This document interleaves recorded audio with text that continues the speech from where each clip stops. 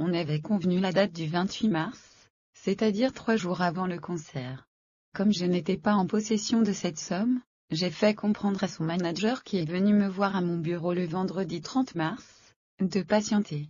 Car à un jour du concert, je n'avais même encore vendu plus de 1000 tickets. Et le jour du concert, j'étais au four et au moulin. Moi-même sur le terrain. J'ai mobilisé des jeunes filles et quelques jeunes afin qu'ils écoulent tous les tickets restants sur place au palais.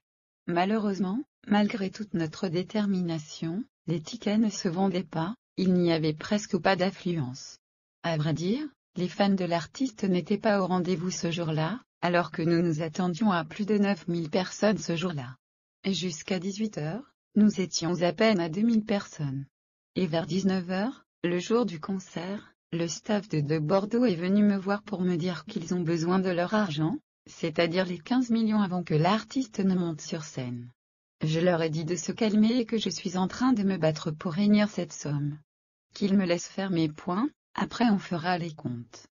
Je me suis évertué à faire comprendre à de Bordeaux et son staff que si je n'ai pas pu réunir toute la somme le soir du concert, je leur remettrai la totalité de la somme le mardi 3 avril, jour ouvrable. L'artiste a refusé. Il m'a fait savoir que ses comptes ont été saisis parce qu'il doit à certaines personnes. Il m'a ordonné de le payer cash. Il faisait entrer des gens gratuitement pour assister au concert, juste pour faire le remplissage et éviter le poteau. Ils m'ont dit si c'est ainsi de leur faire une reconnaissance de dette, puis une vidéo, dans laquelle je fais savoir que je dois 15 millions à de Bordeaux. Je n'ai pas posé d'objection, seulement, je leur ai fait comprendre que je ne souhaiterais pas que la vidéo en question soit diffusée sur les réseaux sociaux, ce qu'ils n'ont pas respecté. Après cet accord, je suis monté sur le podium à la suite du geste du ministre Touré Mahamadou, pour le remercier, pour avoir offert 1 million à l'artiste et un autre million à l'organisation. Et quand je suis descendu du podium, j'ai fait appel au staff de Bordeaux pour leur remettre la somme de 1 million qu'a offert le ministre, à l'organisation. Je leur ai dit que je leur dois maintenant 14, de leur côté, ils faisaient entrer des gens gratuitement pour assister au concert, juste pour faire le remplissage et éviter le poteau. La seule chose qu'il m'a dit est ceci, Sangaré, si tu ne donnes pas mon argent ce soir, tu vas dormir en prison. Je lui ai dit, de Bordeaux, c'est moi Lamine Sangaré ton frère, celui qui s'est battu pour toi. Celui qui t'a fait partir aux USA pour une tournée, à la période où tu as jeté ton trophée des Awards du coupé décalé dans la lagune. S'il te plaît, laisse-moi faire mes points avec mes petits. Si l'argent ne suffit pas, le mardi 3 avril, jour ouvrable, j'irai à la banque faire un retrait et te donner le reste de ton argent.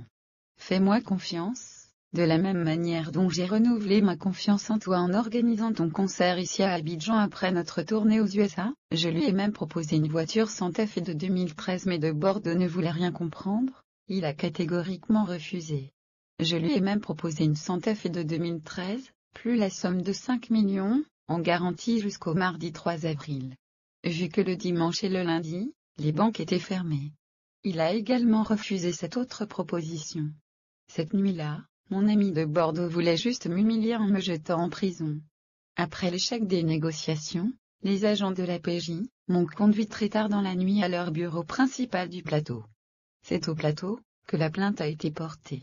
Cela m'a amené à comprendre que de Bordeaux a usé de ses relations au niveau de la police pour me faire arrêter arbitrairement.